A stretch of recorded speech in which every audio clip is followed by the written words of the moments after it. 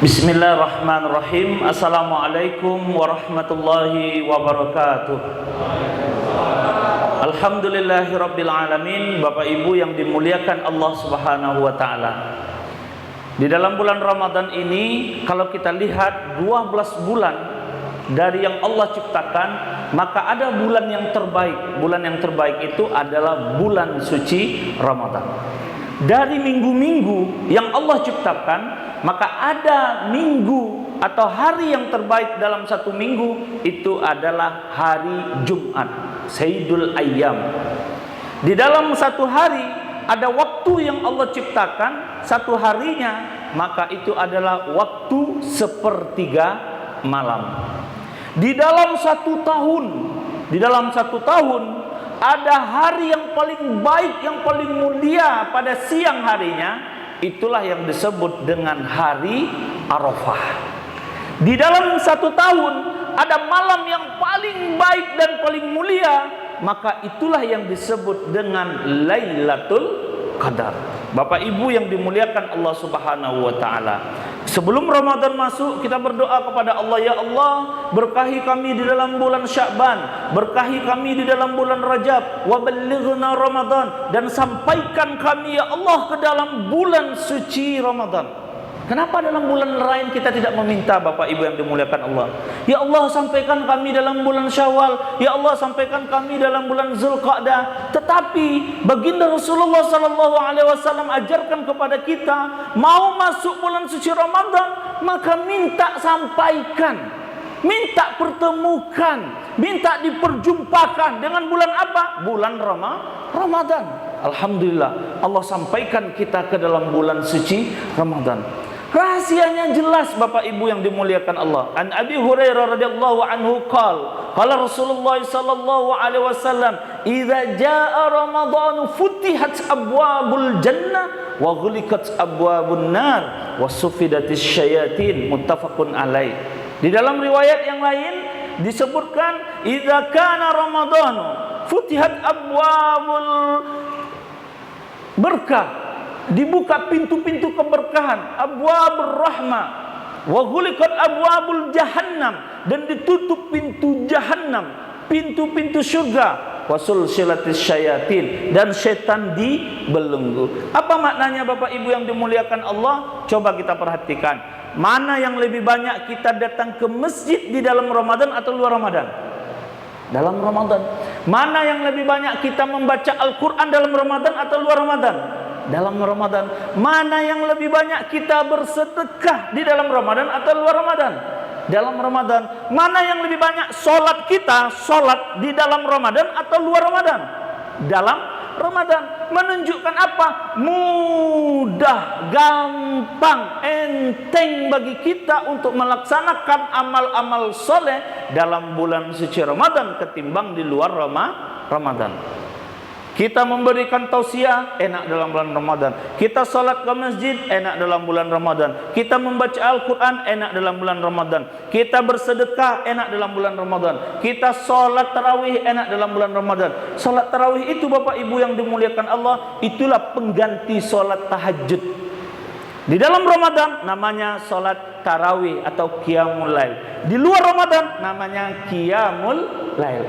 Ustaz, salat tahajud itu wajib atau syaratnya adalah tidur? Iya, bisa. Salah satunya syarat salat tarawih, salat tahajud adalah dengan tidur. Namun Bapak Ibu yang dimuliakan Allah Subhanahu wa taala, tentu sudah di dalam kita pada saat sekarang ini, jangan sampai kita menjadi orang yang rugi. Ibarat kata sekarang Pak Dinas menyebutkan kepada kita, wahai staf, karyawan, pegawai, jangan ada yang off, jangan ada yang terlambat, jangan ada yang absen. Insya Allah siapa yang tidak terlambat, tidak absen, tidak off, maka akan ada bonus yang berlipat ganda lagi. Pasti akan kita kejar. Pasti akan kita kejar. Begitulah kira-kira ketika Ramadan datang. Yang biasanya kita mendapat pahala 1 dikali 10, dapat 10. Yang biasanya kita dapat 10 dikali 10, 100. Bahkan Bapak Ibu yang dimuliakan Allah Subhanahu wa taala, Ramadan datang ini adalah Ramadan membuat kita kuat, membuat kita sehat. Sumu tasihu. Ini dalilnya yang kedua. Mengapa kalian dikatakan sehat? Karena kalian berpuasa. Mengapa kalian dikatakan sehat? Karena kalian menahan sebagian dari makanan. Sumu tasihu. Jadi kalau ada orang yang biasanya sakit mah, atau yang ada biasanya kurang-kurang segar, dengan berpuasa, insya Allah dia akan lebih sehat. Karena ini adalah isyarat yang disampaikan oleh baginda Rasulullah sallallahu alaihi wasallam. Sumu tasihu, berpuasalah kalian, maka kalian akan sehat. Yang ketiga, Bapak Ibu yang dimuliakan Allah, wangi mulut, aroma yang keluar dari mulut orang as-shaim, orang-orang yang berpuasa, lebih harum daripada minyak wangi kasturi. Atyab, lebih harum minal kastur, daripada kasturi. Tapi jangan beko dicubolo, cubola aja. Itu kata Ustaz harum rupa penjariang, katakan. Tentu tidak demikian Bapak Ibu yang dimuliakan Allah Subhanahu wa taala. Tentu ini adalah kiasan yang diberikan oleh Allah kepada kita, bahwa mulut orang-orang yang berpuasa adalah mulut-mulut yang terjaga dari makanan. Mulut orang yang berpuasa adalah mulut-mulut yang terjaga dari hal-hal yang tidak baik. Karena orang yang berpuasa wala yarfus, jangan kalian mengatakan yang keji-keji, jangan berkelahi, jangan berzikirlah, kemudian berdoalah. Itulah mulut-mulut yang keluar dari orang-orang yang berpuasa. Keempat, Bapak Ibu yang dimuliakan Allah Subhanahu wa taala, as-samakiyah. Ini musola kita namanya as-samakiyah. As-samakiyah itu bahasa Arab Bapak Ibu. Apa artinya? Ikan. Jadi ada ikan yang kecil, ada ikan besar, ada ikan yang sedang. Kalau ikan satu namanya samakun. Kalau as-samakiyah berarti ikan. Berarti sholat di ikan begini kok. Itu nama ikan. Itu kan penisbatan kepada dinas kelautan dan perikanan. Maka dikasihlah nama musolla as-samakiyah. Mana tahu nanti ada di antara Bapak Ibu yang tidak tahu apa arti as-samakiyah. Makanya saya sampaikan. Nah, ketika kita hendak berbuka, maka bersiaplah untuk berbuka dengan baik. Ma'ajalul fitrah. Seseorang berada dalam kebaikan selama dia mempersiapkan perbukaan. Apa poin nomor 4? Misalnya begini Bapak Ibu, kita waktu masuk jam 6 lewat 25 menit waktu berbuka, lalu kita duduk 5 menit atau 10 menit menjelang perbukaan, usahakanlah berada di depan hidangan. Ini kita mengamalkan sebuah hadis, sebuah perintah, bahwa orang yang mempercepat perbukaan, maka selama dia mempercepat perbukaan ada kebaikan. Jadi jangan nanti orang azan tunggulah dulu kita minum. Bukan seperti itu Bapak Ibu. Kita yang menunggu makanan sudah terhidang. Ya tentunya kita akan makan yang dengan yang kurma atau yang manis-manis. Makan bismillahirrahmanirrahim. Kalau yang populer kata Allahumma barik lana, itu adalah doa.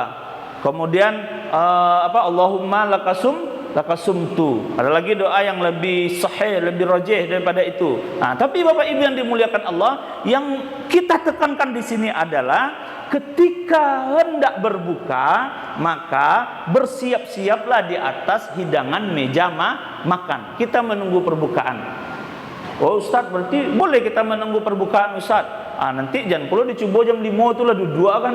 Itu lebih afdal Ustaz jam 5. Itu tambah lita wadahnya tuh.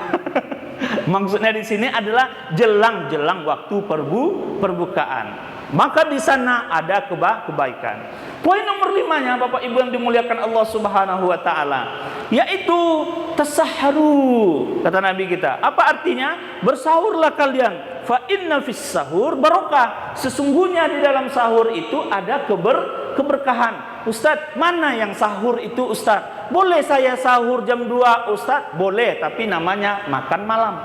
Boleh saya sahur jam 3 Ustaz karena begadang kerja? Boleh, tapi namanya makan malam. Lalu yang mana yang sahur itu? Yang sahur itu adalah khamsina ayat qoblal azan. 50 ayat sebelum azan. Itu yang waktu yang afdal untuk bersahur. Maknanya apa Bapak Ibu? Ketika kita bersahur, kita mau makan, habis sahur 50 ayat berarti lebih kurang 30 menit sampai 20 menit. Kita duduk sebentar, lalu kita tutup dengan sholat fajar 2 rakaat, dapat keberkahan. Karena tadi perintah Nabi, bersahurlah kalian, maka kalian akan mendapatkan keberkahan. Di dalam sahur itu ada keberkahan. Apa keberkahan yang pertama? Rakaatul fajri khairun minad dunya wa ma fiha. Kalian salat 2 rakaat di waktu fajar lebih baik daripada dunia dan isinya. Mana yang waktu fajar itu Ustaz? Ada ulama yang menyebutkan sebelum azan masuk, ada ulama yang menyebutkan setelah azan masuk. Maknanya apa? Kalau kita bersahur dekat dengan waktu azan, maka insya Allah kita akan dapat 2 rakaat. 1. Mana keberkahan yang lain?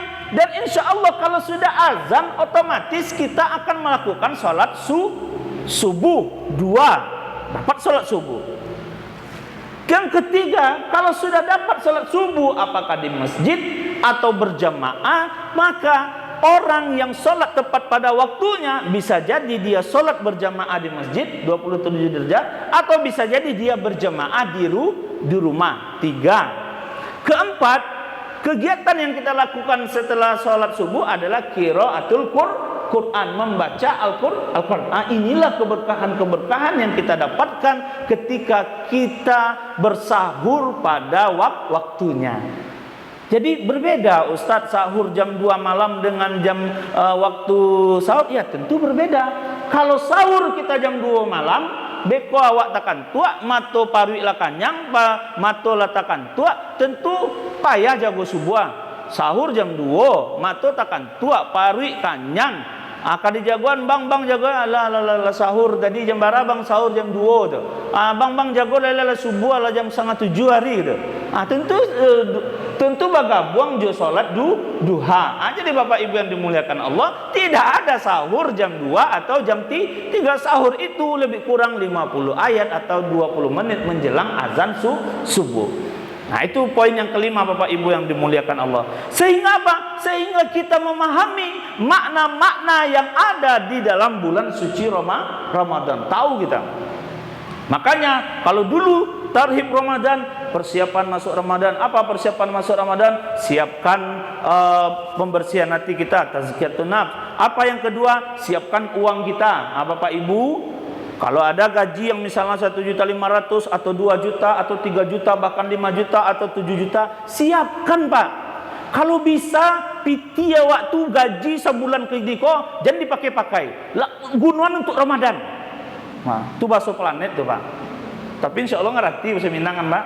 Nah, gunakan untuk Ramadan. 1 bulan gaji dapat piti 5 juta. Gunakan untuk Ramadan. Buat apa? Buat melipat gandakan keberkahan. Apakah sedekah, apakah zakat, apakah infak, apakah wakaf, gunakan Bapak Ibu.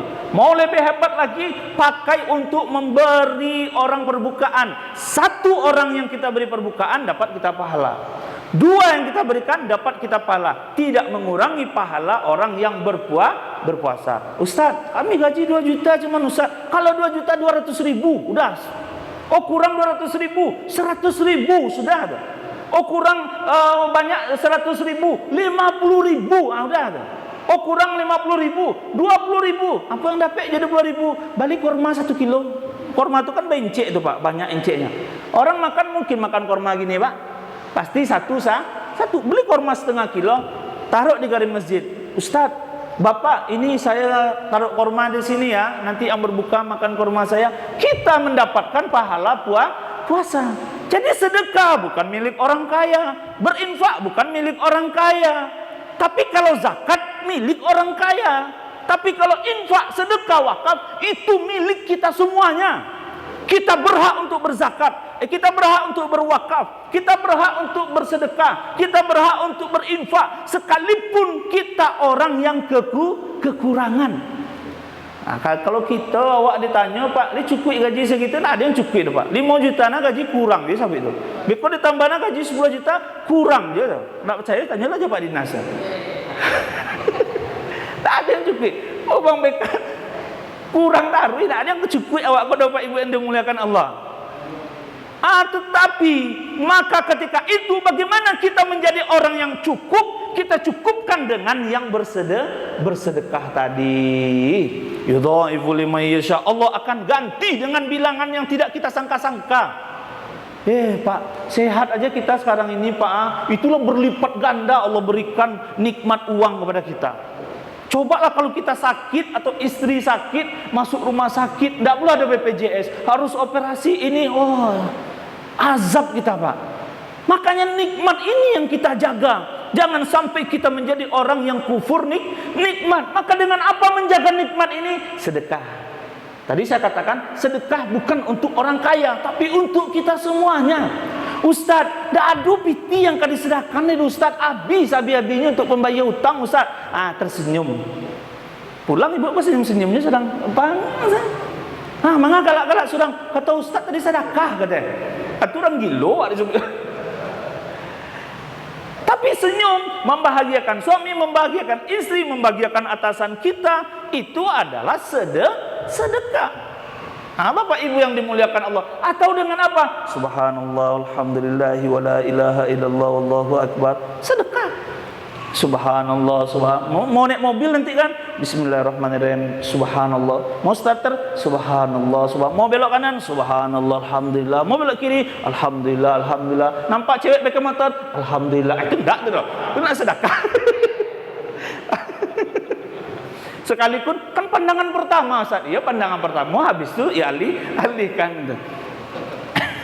Jadi Bapak Ibu yang dimuliakan Allah, saya ingin menyampaikan pesan dengan sisa usia yang kita miliki ini, jangan sampai kita menjadi orang yang rugi. Kita sudah bertemu dengan Ramadan, kita sudah diberikan kesempatan, ibaratnya Allah mengatakan, "Hai fulan, masuklah ke dalam bulan Ramadan ini fulan, aku kasih engkau kesempatan untuk bertaubat, aku kasih engkau kesempatan untuk menghapuskan dosa-dosa engkau fulan."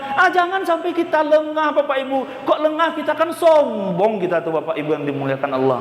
Makanya poin terakhir yang ingin saya sampaikan, inna anzalnahu fi lailatul qadr. Lailatul qadri khairum min alfi syahr. Ada sebaik-baik malam yaitu Lailatul Qadar. Maka kejarlah itu Bapak Ibu. 10 hari terakhir nanti cara kita mengerjarnya banyak Pak. Ada di masjid yang dekat kita, aktif di sana. Ustaz, sekarang corona Ustaz. Oke, kita corona di rumah. Kita buat nuansanya seperti musola. Ambil satu tikar, kalau tidak ada tikar, ambil sejadah, taruh korma di sini satu, taruh apa di sini satu. Sedekah, letak Al-Quran, baca saja Al-Quran. Berzikir saja. Saya tidak ada hafal zikir-zikir Ustaz. Baca Al-Fatihah. Alhamdulillahirabbil alamin, Ar-Rahmanir Rahim, Maliki yaumiddin sampai habis. Subhanallah, subhanallah, subhanallah. Allahu akbar, Allahu akbar, Allahu akbar. Pasti hafal kita Bapak Ibu yang dimuliakan Allah. Pasti hafal. Astagfirullahalazim, astagfirullahalazim, astagfirullahalazim, astagfirullahalazim. Kalau bisa sampai meneteskan air mata. Ini Bapak Ibu yang dimuliakan Allah. Terutama kapan Lailatul Qadar itu? Malam-malam yang ganjil 21, 23, 25, 27, 29 atau 10 hari terakhir dalam bulan Ramadan. Tetapi makna yang kita dapati adalah Allah berikan kesempatan kepada kita sehat masuk dalam Ramadan, jangan sampai disia-siakan. Rugi Pak, pasti rugi, percayalah. Di luar Ramadan kita tidak bersedekah, sudah sampai Ramadan juga tidak bersedekah. Di luar Ramadan kita tidak membaca Al-Quran, di dalam Ramadan kita juga tidak membaca Al-Quran. Kan rugi Pak. Di luar Ramadan kita tidak berinfak, dalam Ramadan kita juga tidak berinfak. Lalu kita mau yang mau bulan yang bagaimana lagi? Allah sudah menjadikan berlipat ganda pahala, sudah dikunci, sudah diikat setan, ditutup pintu-pintu neraka, dibuka pintu-pintu surga, dengan makna kita mudah untuk melakukan amal-amal soleh. Tentu sangat rugi kalau tidak ambil kesempatan emas ini. Makanya Bapak Ibu yang dimuliakan Allah, kejarlah Ramadan ini, 1442 ini. Seperti sekarang kita tausiah hari Senin, hari Kamis, hari Senin habis Kamis. Itu kan dalam rangka mengupgrade otak dan ilmu kita Bapak Ibu. Biar kita ingat, oh ini ya Ramadan, oh ini ya ilmunya, oh ini ya fadilahnya. Karena kalau tidak tahu fadilahnya Bapak Ibu yang dimuliakan Allah, kita tidak semangat dalam beribadah. Itu saja Bapak Ibu yang dimuliakan Allah. Terima kasih banyak telah diundang di Dinas Kelautan dan Perikanan oleh Bang Baikal. Beliau ini adalah Dewan Pembina kami di Palanta, Dakwah Riau. Dan Bapak Mahmud, terima kasih banyak undangannya. Mudah-mudahan Bapak Ibu semuanya Ramadan kita diterima oleh Allah Subhanahu wa taala. Amin ya rabbal alamin. Mudah-mudahan seperti yang dijanjikan Allah, ya ayyuhalladzina amanu kutiba alaikumusiyam kama kutiba alal ladzina min qablikum la'allakum tattaqun. Mudah-mudahan Allah jadikan kita hamba-hambanya yang bertakwa. Amin ya rabbal alamin. Terima kasih banyak atas perhatiannya Bapak Ibu yang dimuliakan Allah. Mohon maaf atas segala kekurangan. Wabillahi taufiq wal hidayah. Assalamualaikum warahmatullahi wabarakatuh.